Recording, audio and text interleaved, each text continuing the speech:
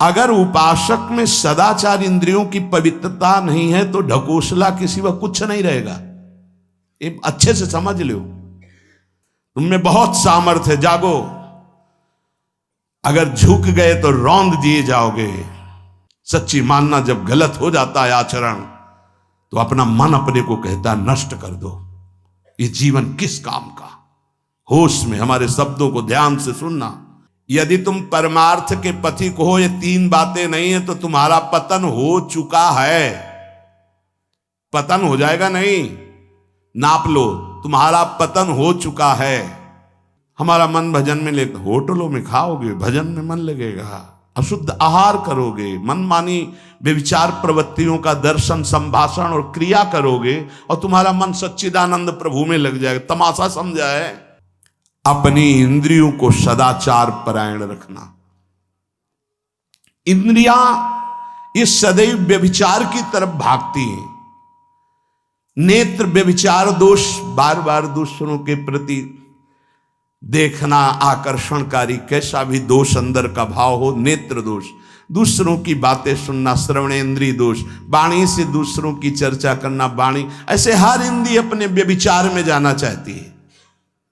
सदाचार परायण उपासक होता है। कल की बात है, कल चिंतन हो रहा था श्रीमद् भगवद गीता जी का। अगर उपासक में सदाचार इंद्रियों की पवित्रता नहीं है तो ढकोसला किसी व कुछ नहीं रहेगा। ये अच्छे से समझ लो। इंद्रियों का विलास चल रहा, खुला दिखाई देता है, खुला। एक दृष्टि होती है, उसमें दिखाई देता है। अंतर में ब्रह्म बैठा हुआ शांत मौन है और ये समझ नहीं पा रहा, केवल नाटक पे लगा हुआ है। अपना मन, अपनी इंद्रियां यदि संयम में नहीं है, सदाचार में नहीं है तो ढकोसला ही है, आडंबर ही है, नाटक ही है। पक्का समझ लीजिए। अगर वो संयमी नहीं है, जितेंद्रीय नहीं है, मनोनिग्रही नहीं, तो अध्यात्म क्या है? क्या प्रवचन हो रहा है? किस बात का प्रवचन हो रहा है? जो अनुभव हुआ उसका हो रहा है, शास्त्र सम्मत हो रहा है। जितेंद्रियता नहीं, इंद्रिय निग्रह नहीं, मनोनिग्रह नहीं। अर्थात इंद्रिय और मन शास्त्राज्ञा के अनुसार चले। जिसका इंद्रिय मनोनिग्रह युक्त समय व्यतीत होता है भगवत चिंतन में, वो महापुरुष है। अभी वर्तमान में ही है। चिंता मत करो, स्थिति जागृत होने में देर नहीं। बंद रखो अपनी खिड़कियों को, कहीं माया की हवा ना घुस जाए। सच्ची सच्ची तुममें बहुत सामर्थ्य है, जागो। अगर झुक गए तो रौंद दिए जाओगे। एक एक बात अच्छे से समझ लो। मुस्कुरा के, प्रेम व्यवहार दिखा के, अपनापन करके फिर तुमको अधीन किया जाएगा। माया भगवती बहुत बलवती है। ऐसे करके फिर ऐसे प्रहार करती है, क्योंकि साधक बहुत प्रवीण है। ऐसे में अपने को बचा लेगा, लेकिन ऐसे में बचाना बहुत कठिन होता है। हमारी बात को समझ लेना। ऐसे में बचाना बहुत कठिन होता है, बहुत कठिन होता है। समर्पण का मिश, सेवा का मिश, अपनापन का मिश। हमारी इंद्री, हमारा मन बहुत धोखेबाज है। हमें कोई धोखा नहीं दे सकता। ये हमारा मन, हमारी इंद्रियां हमको धोखा देती है। साधु, साधक, परमार्थ पथिक, भक्त इस बात से परम सावधान। सदाचार और सरलता, संयम के साथ हमारा समय व्यतीत होना चाहिए। किसी के गवाही की जरूरत नहीं है, किसी के प्रमाण की जरूरत नहीं। आप खुद अपने हृदय की भूमिका को नाप लीजिएगा। कितनी ऊंचाई पर चढ़ रहे हो, आपको खुद अनुभव में समझ में आ जाएगा। जो इंद्रियों का गुलाम, मन के द्वारा भ्रष्ट आचरण करने वाला है, वो कुछ भी हो, कोई भी हो, कहीं भी हो, दुर्गति शब्द से ही संबंध है। जीते जी दुर्गति, फिर फांसी ऐसी लगे तेषम दुख न हो। सच्ची मानना, जब गलत हो जाता है आचरण तो अपना मन अपने को कहता है नष्ट कर दो, ये जीवन किस काम का। होश में हमारे शब्दों को ध्यान से सुनना। जब इतना गलत हो जाता है तो अपना चेहरा अपने को पसंद नहीं आता। और अपना जीवन अपने को पसंद नहीं आता और अपने अंदर से मन कहने लगता है नष्ट कर दो इस शरीर को, फिर वो जो आगे की लीलाएं होती है, अच्छा ऐसा हुआ, फांसी लगा ली, जहर खा लिया, ये कर लिया, वो कर लिया। वो इन्हीं इंद्रिय और मन की फिसलन को नहीं सह पाया। अच्छा, किसी महापुरुष का शासन नहीं था, नहीं, उस चूक में भी बचत हो जाती है। एक बहुत बड़े महापुरुष के समीप रहने वाले से चूक हो गई, तो उन्होंने अपने आसन के पास आसन लगवाया। सब साधुकों ने कहा कि बहुत बदनामी होगी, क्योंकि आपका नाम आगे है और वो आपके आश्रित है, ऐसा है किसी महापुरुष के। उन्होंने कहा तुम क्या समझते हो, भाया है, चूक हो गई, अब इसको कभी चूक नहीं होगी ऐसा बना देंगे, कभी त्रुटि नहीं होगी, इसको ऐसा बना देंगे। और वो फिर ब्रह्मावर्त बिठूर में रहे और बहुत अच्छे महात्मा हैं, अब भी हैं। अगर संत का शासन है और आपसे चूक भी हो जाती है तो ऐसा बना देंगे कि दोबारा चूक नहीं होगी। पर इंद्रिय और मन को छूट देकर मनमानी आचरण करने वाला कभी साधक नहीं हो सकता, पक्का। और आप सच्चे मानना, आपकी एक बार इंद्रिय मन छूट हो गई तो जिंदगी भर दबे रहोगे, दहाड़ने लायक नहीं रहोगे। माया तुम्हारे को सदैव कोसती रहेगी, तुम्हारा हृदय जलता रहेगा। ऐसा कैसे हो गया, ऐसा कैसे हो गया। जब ऊंचाई की तरफ सोचोगे तो सामने वो अगर प्रायश्चित करके मिटा दिया है तो बात है, नहीं तो वो कर्म सामने आ जाएगा। लगेगा नहीं, हम इस ऊंचाई लायक नहीं है, नहीं हम इस ऊंचाई लायक। आपसे प्रार्थना कर रहे, अगर चूक हो गई हो तो उसको मिटा दो, नहीं आगे बढ़ने में बाधा पहुंचा देगा। अपने गुरुजनों से सलाह करके उसका प्रायश्चित कर लेना चाहिए। अगर गुरुजन कर दे जाओ कुछ नहीं तो कुछ नहीं, खत्म खेल, वो निपटा देंगे, वो करुणामय है, उनमें बड़ी सामर्थ्य है। पर छठवां सूत्र, सदाचार, संयम, जितेंद्रियता, मनोनिग्रह साधक में होना ही चाहिए। जो साधक एकांत में मनोरंजन करके अपने जीवन को नष्ट कर रहे हैं, अच्छा होता गृहस्थ धर्म में रहते, बाल बच्चे पैदा करके मेहनत करके धर्म पूर्वक कमाते और समाज की सेवा करते। यदि अखंड ब्रह्मचारी वैराग्य मार्ग के पथिक हो तो चूक ना होने पावे, प्रार्थना करते हैं। इंद्रियों को शिथिल ना होने देना, मन को शिथिल मत होने देना, नहीं तो ऐसा बंधन ये बांध देते हैं कि बड़े बड़ों को सर झुकाकर चलना पड़ता है। रौंद देती है माया, ध्यान रखना, सर उठाने लायक नहीं रह जाता। अगर इंद्रिय जन्य भोगों का आकर्षण नष्ट कर दे तो अपना मन अपने को जलाता रहता, धिक्कार देता रहता। कैसे हो गया ऐसे, तो कैसे हो गया। कीन हो इस कबहू अभिमाना, सुख हो वंचा कृपा निधाना। कहीं अभिमान हो गया कि मैं ब्रह्मचारी हूं, मैं जितेंद्री हूं, मैं मनोनिग्रही हूं, तो ठाकुर जी ने दाना फेंक दिया, देख भला मनोनिग्रही है तो मत चुन। लेकिन कृपा पात्र साधक पुनः अपने आप को सावधान करके सदाचार में ही स्थित रहे। आज सदाचार को समझा ही नहीं जा रहा कि सदाचार है क्या। सातवां, किसी भी पद को साधक कभी स्वीकार न करे। समाज में बड़े पद मिलते हैं, यहां भगवत प्राप्ति की वार्ता हो रही। किसी भी पद, किसी भी सम्मान को स्वीकार न करें। ये सब उपाधियां हैं, अगर उपाधियां स्वीकार की तो उपद्रव शुरू हो जाएंगे। कोई उपाधि स्वीकार न करो तो इतने महान बन जाओगे कि पूरे विश्व में तुम ही होगे। ये भी बात याद कर लो। कोई भी छोटी मोटी उपाधि स्वीकार की तो उस महान को नहीं प्राप्त कर पाओगे। विश्व में तुम ही होगे, या तो ज्ञान में तो एक तुमसे बड़ा कोई है नहीं, और अगर भक्ति में तो तुमसे छोटा कोई नहीं, तो विश्व में तुम ही तो हुए ना। सब बड़े और आप छोटे, विश्व में आप त्रणादपि सुनीचेन, और ज्ञान तो हम ब्रह्मास्मि, सबको समेट लिया अपने में, एक के सिवा दूसरा कोई नहीं। यह है उपाधि रहित महापुरुष की स्थिति। कोई उपाधि स्वीकार न। अनंत ब्रह्मांडों का महारत्न इंद्र नीलमणि, जहां जहां भक्त मेरा चरण रखे वहां वहां रखूं हाथ, पीछे पीछे मैं फिरूं कभी न छाड़ूं साथ। इससे बड़ा कोई पद होगा। निरपेक्षम मुनिम शांतम निर्वैरम समदर्शनम अनुब्रजाम्य हम नित्यम पूये यत्यंगुरेणु भी। जिसकी चरण रज लेने के लिए परब्रह्म परमात्मा पीछे डोलता है, वो है ये पद। जब कोई पद नहीं स्वीकार करता तो ये पद प्राप्त होता है। किसी भी उपाधि को, पद को साधक कभी स्वीकार न करे। आप यहां के अमुक बन करके अमुक नहीं, सेवाएं सब हैं पर सेवक हूं, कोई पद नहीं।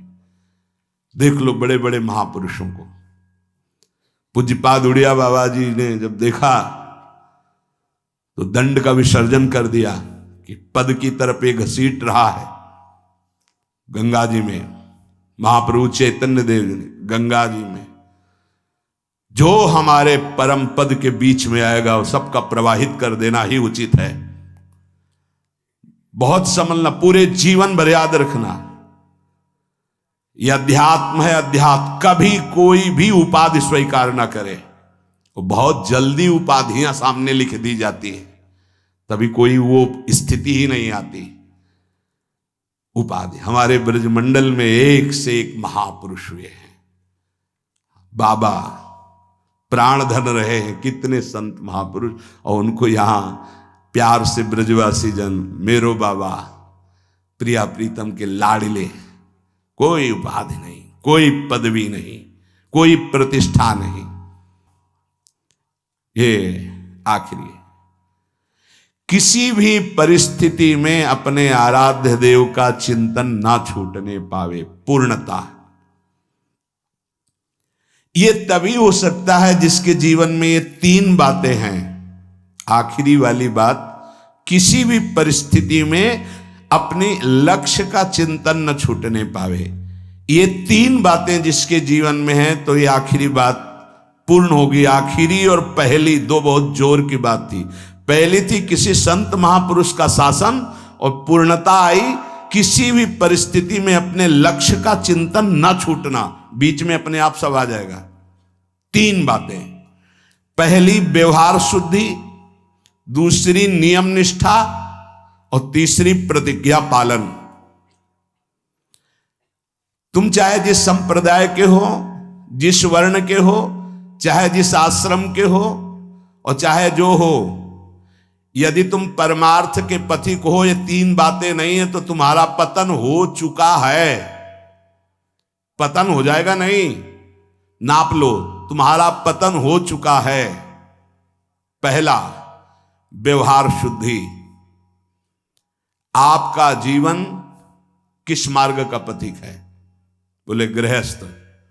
आप अपनी मर्यादा में, आपकी जो मर्यादा है प्रवृत्ति मार्ग की, उसी के अनुसार एक सीमा में रहकर आपका इंद्रियजन्य व्यवहार। दूसरा, आप कौन? विरक्त मार्ग के पथिक।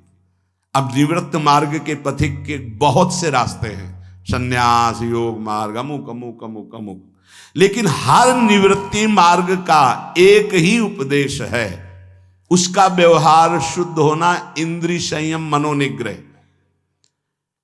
अगर वैरागी होकर इंद्रिय संयम नहीं है, मनोनिग्रह नहीं, तो उसका व्यवहार अशुद्ध है। इसी में सब आ जाएगा, सब कुछ, सारा व्यवहार आ जाएगा। गृहस्थ होकर यदि उस सीमा के अंतर्गत नहीं, बाहर भ्रष्ट है, तो साधक ही नहीं। विरक्त होकर यदि उसका व्यवहार शुद्ध नहीं, देखो चूक हो जाना अलग बात होती, हो गई गलती, सुधार कर लो, पूरे जीवन में पुनरावृत्ति ना हो। हमारी आखिरी श्वास तक भगवत प्राप्ति का रास्ता शास्त्र देता है। अगर आपसे चूक हो गई, अभी तक समय बर्बाद हो गया, अब सुधार लो, अब बना लो। बहुत बड़ी फिसलन माया की है। अगर आपको समझ में आ गया कि अब हमें सुधरना चाहिए, आज से सुधर जाओ, आज से भगवत प्राप्ति हो जाएगी। बड़ा अनुभव हो जाएगा आपको कि पीछे मैं ऐसा, अब आगे चल करके ऐसा भगवत कृपा से हो गया। व्यवहार शुद्धि। व्यवहार शुद्धि, एकांत शुद्ध। एकांत बहुत पवित्र होना चाहिए। व्यवहार प्रगट में जब समाज में होगे तो है ही। ये बात बार बार हम इसलिए बोल रहे हैं कि परमार्थ का पथिक बाहरी व्यवहार की शुद्धि तो दिखा देता है, लेकिन आंतरिक बहुत अशुद्ध आचरण होते हैं। इसीलिए अध्यात्म की उन्नति नहीं होती। आपका शरीर पवित्र, आपके विचार पवित्र, आपका मन पवित्र, तब आप परम पवित्र भगवान से अपनापन कर पाएंगे। ध्यान रखना, आपका शरीर अपवित्र, आपके विचार अपवित्र, आपका मन अपवित्र, आप ऐसे ही भगवत प्राप्ति कर लेंगे। जहां मन आया वहां खा लिया, जो मन आया वो देख लिया, जो मन आया वो छू ले, ऐसे भगवत प्राप्ति हो पाएगी। ये जो हमारा मन भजन में ले, होटलों में खाओगे भजन में मन लगेगा, अशुद्ध आहार करोगे, मनमानी व्यभिचार प्रवृत्तियों का दर्शन, संभाषण और क्रिया करोगे और तुम्हारा मन सच्चिदानंद प्रभु में लग जाएगा। तमाशा समझा है, तमाशा समझ लिया अध्यात्म में मन को लगाना।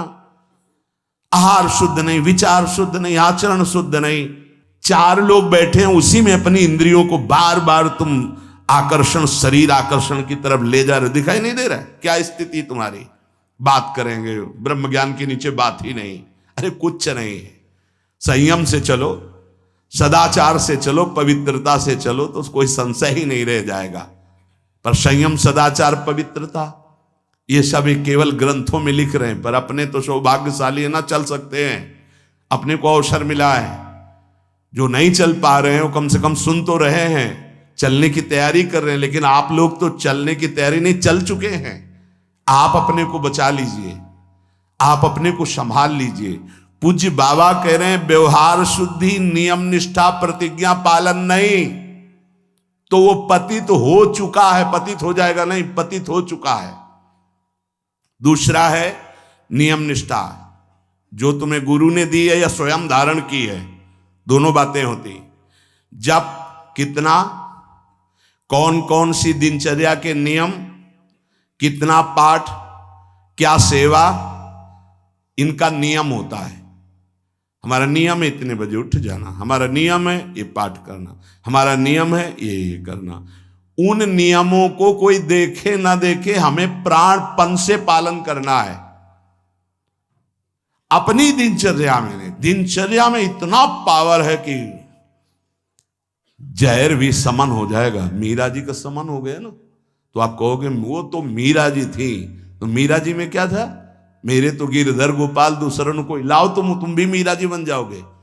मेरे तो गिरधर गोपाल दूसरों न कोई, तो जहर जिससे प्रकट हुआ है, जहर भी तो उसी से प्रकट हुआ है ना, परमात्मा तत्व से ही, तो औषधि भी उसी से है। धन्वंतरी जी ने शोध करके कहा अच्युत गोविंद हरि, इन नामों को जो निरंतर जपता है कोई प्रभाव नहीं डाल सकता, विरोधी भाव कोई प्रभाव नहीं डाल सकता। समस्त औषधियों की परम औषधि भगवन नाम। मीरा जी की जिह्वा पे नाम, हृदय पे नाम, प्रहलाद जी की जिह्वा पे नाम, हृदय पे नाम। का बड़े बड़े सर्पों से डसवाया, विष पिलवाया प्रहलाद जी को। क्या तुम इसी महामहिम मार्ग के पथिक बने हो, जिसमें प्रहलाद जी चले, जिसमें देवर्षि नारद जी हैं, जिसमें बड़े बड़े महापुरुष हैं, उसी मार्ग के पथिक हो। हम में कमी ये हो गई कि हम वैसे नहीं चल रहे जैसे चलना चाहिए। नियम पर बहुत ध्यान दीजिए। अगर नियम है 1:45 बजे उठने का, स्नान का, तो 1:45 बजे ही उठना चाहिए, 2 नहीं बजना चाहिए। ये नियम में बहुत बड़ी ताकत होती कि आपके नेत्र फट से खुलेंगे, घड़ी में तो 1:45 ही होगा। अपने तो 1:45 तो स्नान करने के लिए निकल जाते। नियम निष्ठा, जप का, पाठ का, श्री जी की सेवा का, ये सब नियम, खान पान, ये सब नियम के, हमारा नियम है हम इतना पाएंगे बस। हमारा नियम हम ये नहीं पाते हैं। हमारा नियम है हम इतना सोते, इतना जगते। इस वजह साधक का नियम, नियम निष्ठा और प्रतिज्ञा पालन, इसमें चूक नहीं होनी चाहिए। इसमें चूक हो जाती है, इसलिए सुकृत नष्ट हो जाते हैं। जैसे कहा गया आज के बाद हम ये नहीं करेंगे, कुछ न कुछ साक्षी किया जाता है। मैं गुरुदेव को साक्षी, मैं आराध्य देव को साक्षी, या मैं इस समय को साक्षी करके कहता हूं, या देवता साक्षी हैं। जैसे भीष्म जी ने कहा समस्त दिशाएं और लोकपाल समस्त देवता साक्षी हैं, मैं आज नियम लेता हूं, आज जीवन अखंड ब्रह्मचारी रहूंगा। ऐसे कुछ प्रतिज्ञाएं होती हैं जिनको कसम कहते हैं। ये आजकल के लोग सुबह कसम खाए, शाम के तोड़ दिए, या मंगल को खाए, बृहस्पति को तोड़ दिए, इनकी बड़ी दुर्दशा है, सुकृत नष्ट हो जाते हैं, अपने लोगों से बड़ी गलती हो जाती। सहसा कोई प्रतिज्ञा करो मत। हम प्रयास कर रहे हैं, छोड़ देंगे, हम प्रयास करते हैं ऐसा नहीं करेंगे, हम प्रयास करते हैं ऐसा। प्रतिज्ञा अगर ले लो तो ये ध्यान रखो कि आपके पुण्य नष्ट हो जाएंगे यदि प्रतिज्ञा आपने तोड़ दी। कसम, प्रतिज्ञा, ये सब एक ही बात कही जाती है। तृण छू के शपथ पूर्वक मैं कहता हूं कि आज के बाद ऐसा कभी नहीं, या सामने किसी भगवान मंदिर में आज के बाद में ऐसा, या गुरुदेव, अब तो देर नहीं लगता कसम खा लेते हैं, तोड़ लेते हैं। हमारी प्रार्थना है मत खाना कभी कसम, कसम नहीं खानी चाहिए, प्रार्थना है। आपसे कोई कहता है कसम खाइए, छोड़ दीजिए, नहीं कसम नहीं खाऊंगा, पर प्रयास करूंगा आज के बाद बिल्कुल नहीं ऐसा हो, पूरा प्रयास करूंगा। प्रयास सफल होगा फिर हम आपसे कसम खा लेंगे। अभी हमें कुछ महीने के लिए छूट दीजिए, मैं बिल्कुल नहीं करूंगा पर कसम नहीं खाऊंगा, प्रयास कर रहा हूं। कसम ऐसे मत खाओ, प्रतिज्ञा ऐसे मत लो। यदि प्रतिज्ञा ले ली तो चाहे प्राण निकल जाए, अब नहीं, ये ध्यान कर लीजिए। अगर 3 बातें साधक में हैं तो परिपक्व अवस्था आने में देर नहीं लगेगी, 8 लक्षण आ जाएंगे। पहला, व्यवहार पवित्र शुद्ध। दूसरा, जितने नियम लिए हैं निष्ठापूर्वक निर्वाह। तीसरा, प्रतिज्ञा करिए मत, और कर ली प्रतिज्ञा तो जीवन चाहे नष्ट हो जाए प्रतिज्ञा नहीं टूटेगी। जैसे ये प्रतिज्ञा ही है वैराग्य भेष, इसमें कसम खाई नहीं जाती, स्वाभाविक कसम है। अब देख लो इसके निर्वाह का क्या जीवन होता है। ये हर समय हमको याद दिलाता रहता है कि तुम बैरागी हो, विषयी नहीं हो, तुम महात्मा हो, साधारण जीवात्मा नहीं हो, तुम भगवत मार्ग के पथिक हो, तुम सांसारिक मार्ग के नहीं हो।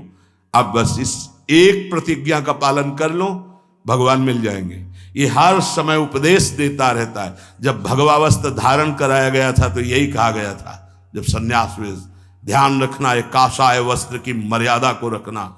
ये वेश है, ये पवित्र वेश है, ये त्रिभुवन पावन करने वाला वेश है, इसको समझते रहना। ये हर समय तुम्हें जागृत रखेगा कि तुम किस मार्ग के पथिक हो। तो आज के सत्संग का जो सार सूत्र, संत महापुरुषों का आश्रय, उनका शासन स्वीकार करना, सांसारिक पुरुषों से मित्रता न करना, ना सांसारिक चर्चा संगोष्ठी करना, किसी जो हमारी निंदा कर रहा है किसी भी तरह से उसको कष्ट देने की भावना ना बनना, अपनी वाणी से कभी किसी की निंदा न करना, छोटे से बच्चे को भी मान देने का स्वभाव रखना, किसी से सम्मान प्राप्ति की इच्छा न रखना, सदाचार सरलता के साथ तुम्हारा संयम जितेंद्रियता पूर्वक समय व्यतीत होना चाहिए। प्रतिष्ठा किसी भी तरह की पद उपाधि साधक जीवन में स्वीकार न करे। आखिर निरंतर अपने लक्ष्य का चिंतन करे। इसकी पूर्ति के लिए व्यवहार शुद्धि, नियम निष्ठा और प्रतिज्ञा पालन जीवन भर तीनों। अगर ये तीनों कहीं भी फिसल रहे तो तुम पतित हो चुके हो। तभी पतित हुआ पुरुष कभी प्रतिज्ञा का पालन नहीं कर पाता, पतित हुआ पुरुष कभी नियम निष्ठा में नहीं चल सकता, पक्की दिनचर्या नहीं हो सकती। उसकी व्यवहार शुद्धि कैसे कही जाए जब पतित हो गए। देखो, और पतित को भी पावन करने का रास्ता है भगवान की शरण। अब भी आपके पास चांस है, आप अपने को भगवत प्राप्त महापुरुष बना सकते हैं, आप अपना जीवन परम कल्याण कर सकते हैं, आप जीवन मुक्त हो सकते हैं। इसलिए सच्चे अच्छे पवित्र आचरण करो और नाम जप करो, प्रभु सब संभाल लेंगे, सब भूल मिटा देंगे, सब पाप आचरण नष्ट करने की सामर्थ्य हमारे प्रभु में। अभी तक जो हुआ वो हुआ, अब हम अपने को इस गुलामी से मुक्त करें। काम क्रोध लोभ मोह मद मत्सर ये हमारे को बार बार जलन अशांति क्लेश दे रहे। अब हरि शरणम परमानंद का मार्ग हम स्वीकार करें। श्री राधा वल्लभ लाल की।